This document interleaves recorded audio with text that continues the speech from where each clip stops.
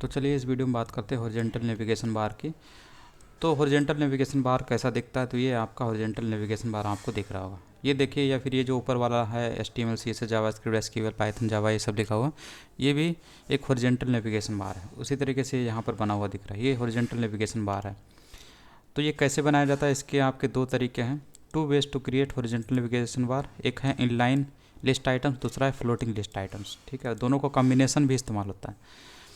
तो यहाँ पर सबसे पहले है कि इनलाइन लिस्ट आइटम्स के जरिए आप हॉरिजॉन्टल नेविगेशन बार कैसे बनाते हैं। तो इसमें यही चीज़ है, मेन जो चीज़ है वही डिस्प्ले प्रॉपर्टी आपको इस्तेमाल करनी है, इसी से आप ये चीज़ बना सकते हैं, नेविगेशन बार बना सकते हैं हॉरिजॉन्टल वाला। तो जो लिस्ट आइटम है ये आपको पता है, ये ब्लॉक टाइप का एलिमेंट होता है। ठीक है, तो इसके ब्लॉक नेचर को आपको बदलना पड़ेगा इनलाइन में, क्योंकि इससे क्या होगा, इससे ये होता है कि जो ब्रेक होता है, जो ये लाइन ब्रेक होता है जो कि इसके साथ जुड़ा हुआ होता है, मतलब ये ब्लॉक टाइप का एलिमेंट है, तो इसमें लाइन ब्रेक होता है और इसी लाइन ब्रेक को रिमूव कर दिया जाता है। ठीक है, लाइन ब्रेक को रिमूव करेंगे तो अगला जो लिस्ट आइटम है वो जस्ट आगे ही बैठ जाता है। जैसे इसी को एग्जांपल के रूप में देखें, तो अगर आप इस लिस्ट आइटम को, इसका जो CSS है इसको हटाते हैं, तो ये देखिए एक के नीचे एक आपको दिखाई देगा, क्योंकि अब इसमें लाइन ब्रेक ऐड हो गई है। क्यों लाइन ब्रेक ऐड हुई है, क्योंकि जो लिस्ट आइटम होते हैं ये सारे जो होते हैं ये ब्लॉक टाइप के एलिमेंट होते हैं। ठीक है, अनऑर्डर्ड लिस्ट ये भी ब्लॉक है और ये भी ब्लॉक टाइप के एलिमेंट होते हैं। एंकर एलिमेंट जो होता है ये इनलाइन होता है, लेकिन ब्लॉक है, पहले से ही लिस्ट आइटम ब्लॉक है, इसीलिए आपको एक के नीचे एक दिख रहा है और ये इसमें लाइन ब्रेक उपलब्ध है। ठीक है, अब इस लाइन ब्रेक को हमें हटाना है। लाइन ब्रेक हटने से क्या होता है, जो लिस्ट आइटम है वो एक दूसरे के सामने आकर बैठ सकते हैं। क्यों बैठ सकते हैं, क्योंकि आपने उसका जो डिस्प्ले प्रॉपर्टी है उसको इनलाइन कर दिया है, यानी ब्लॉक नेचर को, जो लिस्ट आइटम का जो ब्लॉक नेचर है उसको आपने इनलाइन टाइप का बना दिया। और इनलाइन तो आपको पता है कि इनलाइन का मतलब होता है कि लिस्ट आइटम के अंदर जो कंटेंट है वो उतना ही स्पेस लेगा जितना कि उसको ज़रूरत होती है। ठीक, तो ये इनलाइन नेचर होता है। तो इस हिसाब से आपका ये जो जितने भी कंटेंट है वो आपको हॉरिजॉन्टली एक ही लाइन में दिखाई देते हैं, क्योंकि लाइन ब्रेक नहीं होती है और सब में इनलाइन नेचर आ जाता है जितने भी लिस्ट आइटम है। ठीक है, तो ब्लॉक नेचर को आपने इनलाइन नेचर में बदल दिया है लिस्ट आइटम के, इसीलिए सब आपको एक लाइन में दिखते हैं। दूसरा है फ्लोटिंग लिस्ट आइटम्स। तो फ्लोट वैल्यू का, फ्लोट प्रॉपर्टी का इस्तेमाल करके भी आप हॉरिजॉन्टल नेविगेशन बार बना सकते हैं। तो इसमें आपको फ्लोट लेफ़्ट करना होता है। ठीक है, तो फ्लोट लेफ़्ट करिए या फिर राइट करिए, दोनों से आपके नेविगेशन, हॉरिजॉन्टल नेविगेशन बार बनते हुए आपको दिखेंगे। ठीक है, बस इतना अंतर होता है कि ये लेफ़्ट से शुरू होता है जब आप करते हैं फ्लोट लेफ़्ट, और राइट करेंगे तो आपका राइट से शुरू होगा। ठीक है, तो यहाँ पर ये देखिए, यहाँ पर लेफ़्ट दिया हुआ, अगर आप यहाँ पर राइट कर देते हैं, ठीक है, तो ये चीज़ इधर से बस दिखाई देगी, लेकिन रहेगा फिर भी वो हॉरिजॉन्टली। ठीक है, तो इस तरीके से होता है ये। तो हम लोग इसको वापस लेफ़्ट कर देते हैं। और ये जो अनऑर्डर्ड लिस्ट है जो कि आपको यहाँ पे दिख रहे, अनऑर्डर्ड लिस्ट के अंदर 4 लिस्ट आइटम्स हैं जिनके ज़रिए जो है लिंक्स, जिनमें लिंक्स लगे हुए हैं और ये हॉरिजॉन्टल नेविगेशन बार बनाया जा रहा है। तो ये तो आपने पिछले लेक्चर में ही पढ़ा था। ठीक है, तो ये कैसे काम करते हैं तो आपको पता होगा। एंकर एलिमेंट है, इसमें ये कंटेंट होता है और इसके ऊपर लिंक लगाया गया है, तो लिंक यहाँ पर इस तरीके से लगाया गया है। तो ये हैज़ होम लिखा हुआ, तो ये एक ID है, मतलब सेम वेबसाइट के किसी होम नाम के पेज पर आपको जंप करना है। जब आप इस पर क्लिक करते हैं तो इस तरीके से आप लिखते हैं। ठीक है, ये ID का सिंबल है। और नहीं तो आपको यहाँ पर आप कोई भी इंटरनेट का एड्रेस दे सकते हैं जहाँ पर आपको नेविगेट करना है जब आप इस पर क्लिक करें। ठीक है, तो इस तरीके से आपको 4 लिंक दिए गए हैं लिस्ट आइटम्स की मदद से, लिस्ट आइटम के अंदर, क्योंकि लिस्ट आपको यहाँ पे बनानी थी। और ये तो आपको पता ही होगा कि लिस्ट स्टाइल टाइप नन कर दिया गया ताकि जो जितने भी ये बने हुए हैं इनके आगे कोई भी सिंबल ना दिखाई दे। मार्जिन पैडिंग 0 किया गया ताकि इसको एकदम कोने पे रखा जा सके। उसके बाद यहाँ पर ओवरफ्लो को हिडन किया गया है। इसका मतलब ये है कि ये जो अनऑर्डर्ड लिस्ट कंटेनर है इसके अंदर मौजूद जो लिस्ट आइटम्स हैं, अगर उसके अंदर कोई कंटेंट है जो कि इस अनऑर्डर्ड लिस्ट कंटेनर से बाहर जा रहा होता है तो उसे हिडन करना होता है, इसलिए आप यहाँ पर हिडन रख देते हैं। इससे होता क्या है कि इससे ब्राउज़र इसे हैंडल करने के लिए, इसके अंदर मौजूद कंटेंट को ओवरफ्लो से रोकने के लिए स्क्रॉल बार लगा देता है, तो वो ब्राउज़र नहीं कर पाएगा क्योंकि आप खुद ही ओवरफ्लो पोर्शन को हिडन करना चाहते हैं। ओवरफ्लो मतलब इसके अंदर जो लिस्ट आइटम है, लिस्ट आइटम में जो कंटेंट मौजूद है वो अगर इस कंटेनर से बाहर जाने की कोशिश करता है तो वो हिडन हो जाता है। जैसे इस एग्जांपल में हम लोग लिस्ट आइटम में थोड़ा सा ज़्यादा लेटर लिख लेते हैं, ठीक। ये लिस्ट आइटम है जो कि जिसका कंटेंट ज़्यादा हो गया। अब इसको रन कराते हैं तो देखिए ये कंटेंट ज़्यादा हो गया, और इसको अगर छोटा हम लोग करते हैं, ठीक है, तो वो इधर यहाँ पे हाइड हो रहा है, ठीक। और इसको हैंडल करने के लिए कोई स्क्रॉल बार भी नहीं लगाया जा रहा है। वहीं अगर हम लोग यहाँ पर ओवरफ्लो हिडन को इसको हटा देते हैं तो आप देखेंगे इस चीज़ को हैंडल करने के लिए स्क्रॉल बार ब्राउज़र के ज़रिए लगा दिया जाता है, ठीक। तो ये चीज़ है, तो स्क्रॉल बार ना लगे बल्कि उसको हाइड कर दिया जाए। जो चीज़ ओवरफ्लो हुई है इसके कंटेनर से बाहर की ओर चली गई वो हाइड हो जाए। तो इसी के लिए यहाँ पर आप ओवरफ्लो हिडन कर देते हैं, ठीक, इस तरीके से। और लिस्ट आइटम इसकी फ्लोट लेफ़्ट किया गया है, ये तो ज़रूरी है। अगर आप इसको नहीं करते हैं तो देखिए कैसा दिखाई देगा। इसका जो लिस्ट आइटम इसका नेचर क्या है, ब्लॉक है, ठीक है। तो ये अभी भी आपको ब्लॉक ही दिखाई देगा। अब ये एक के नीचे एक आपको दिखाई देगा, ये देखिए एक के नीचे एक आपको लिंक्स ये जो लिस्ट आइटम से दिख रहे हैं, ठीक है। तो इसको एक लाइन में रखने के लिए आपको फ्लोट प्रॉपर्टी इस्तेमाल करनी पड़ती है, ये चीज़ है। और उसके बाद एंकर एलिमेंट पे डिस्प्ले ब्लॉक किया गया है, तो अगर आप इसको हटा दीजिए तो इससे कोई फ़र्क नहीं पड़ना है, लेकिन ये इसलिए किया जाता है ताकि इसका जो स्ट्रक्चर है थोड़ा सा उसमें पैडिंग को ऐड किया जा सके, ठीक है। क्योंकि आप ब्लॉक करेंगे तभी आप पैडिंग का इस्तेमाल कर पाएंगे। तो यही चीज़ इसीलिए वहाँ पर डिस्प्ले ब्लॉक लिखा गया था। जैसे अगर आप इस तरीके से करिए तो देखिए कितना पतला होगा ये एरिया। अब इसमें पैडिंग भी ऐड नहीं हो पा रही है।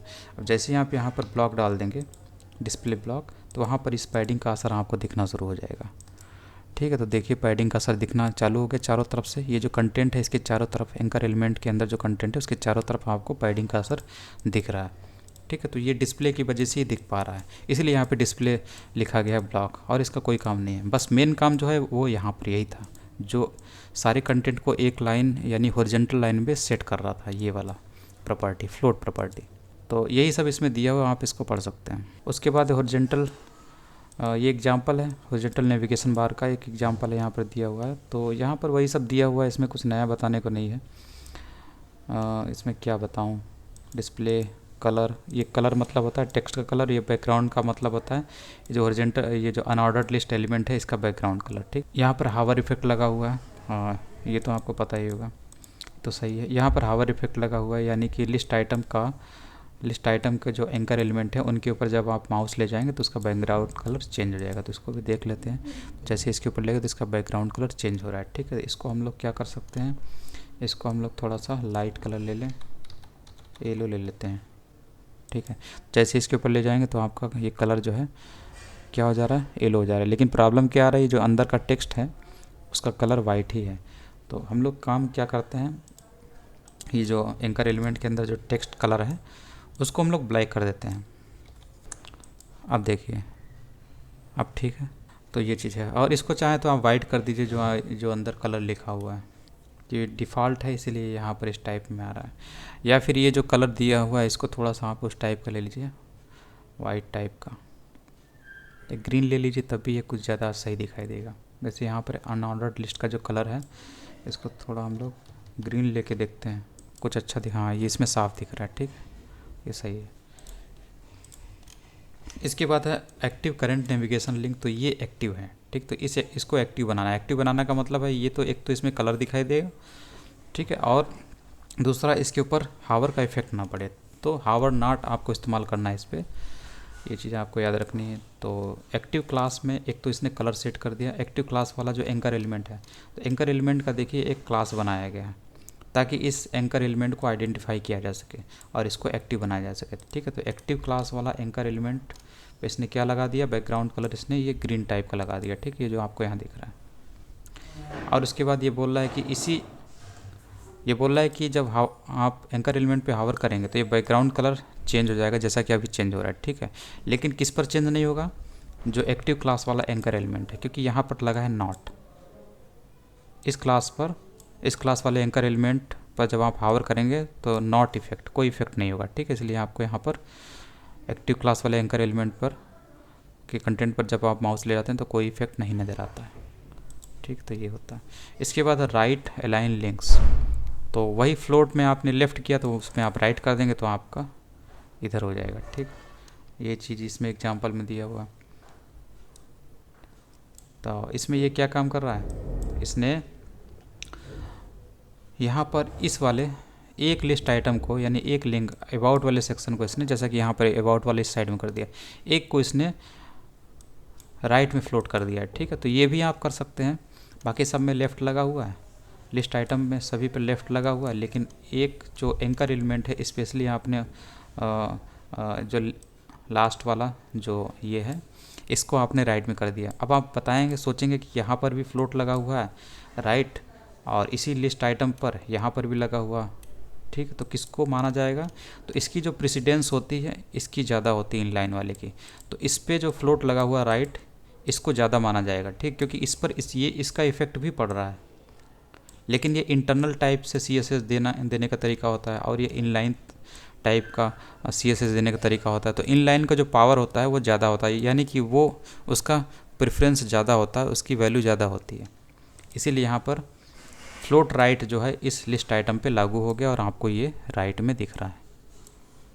ऐसा इसीलिए हो रहा है क्योंकि जो इनलाइन स्टाइल का जो टाइप है उसकी मान्यता इंटरनल स्टाइल से, ये जो इंटरनल तरीके से स्टाइल देने का तरीका है इससे ज़्यादा होती है।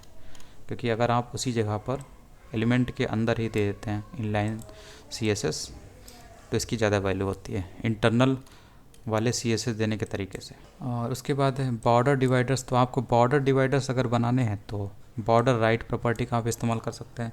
बॉर्डर राइट का मतलब हुआ जो भी आपके एलिमेंट हैं, जो लिस्ट आइटम हैं, उनमें अगर आपको बॉर्डर बनाना है तो राइट में केवल बॉर्डर बनाइए, तो बॉर्डर राइट प्रॉपर्टी का आप इस्तेमाल करके वहाँ को बना सकते हैं।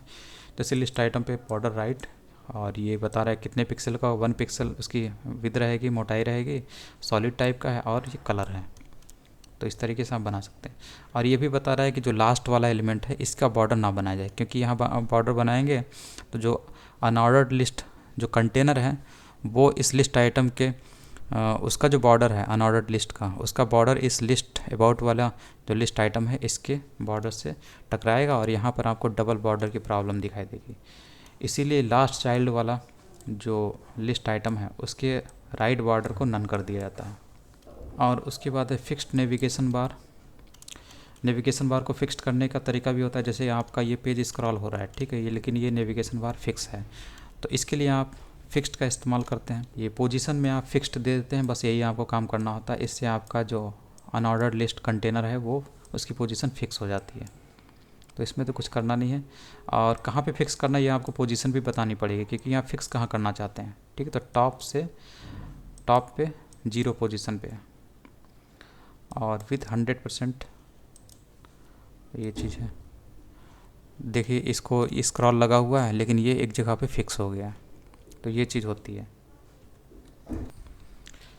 और इसकी पोजीशन आप चाहें तो बदल भी सकते हैं। अभी ये सबसे ऊपर दिखाई दे रहा है तो टॉप से 0 डिस्टेंस पे दिखाई दे रहा है, तो आप यहाँ चाहें तो 20 कर सकते हैं, 20 पिक्सल 20 मान लीजिए, तो ये थोड़ा सा नीचे आ जाएगा। ठीक है, तो इस तरीके से यहाँ पे सेट हो जाएगा, ये चीज़ है। और यहीं पर अगर आप बॉटम दे देंगे, बॉटम 0 कर देंगे तो ये नीचे जाकर फिक्स होगा, ये नीचे फिक्स हो गया। और ये बताता है कितना हिस्सा इसे फिक्स करना है। मान लीजिए 50% है तो 50% हिस्सा ये फिक्स कर देगा। इसके बाद है ग्रे हॉरिजॉन्टल नेविगेशन बार, नाव बार। तो इसमें इसका कलर चेंज कर दिया गया, तो अनऑर्डर्ड लिस्ट में ही उसी वो कंटेनर है जिसके अंदर सारे आइटम आपको दिख रहे हैं, लिस्ट आइटम्स जिनके अंदर एंकर एलिमेंट्स लगे बने हुए, लिंक बने हुए हैं।